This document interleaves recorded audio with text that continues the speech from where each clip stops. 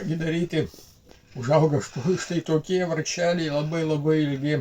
Tai žinokit, kad iki tiek pasodinti ir taip bus neteisinga, nes pirmieji vaisiai bus per aukštai. Ką aš darau, kada užauga štai tokie dalykai? Tai aš pašalinau apatinius tos lapus, jų mums nereikės.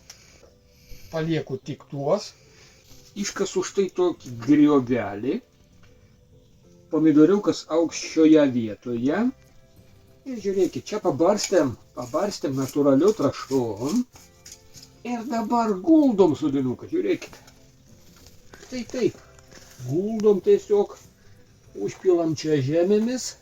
Čia vat šalia irgi taip pat pasodintas. Va, štai taip. Čia padarom. Va. Viskas. Esmė yra ta. Šaknis pas mus čia dabar.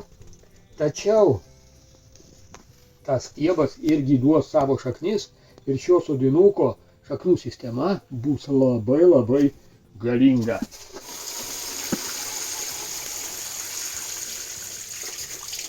Žiūrėkit, štai buvo toks.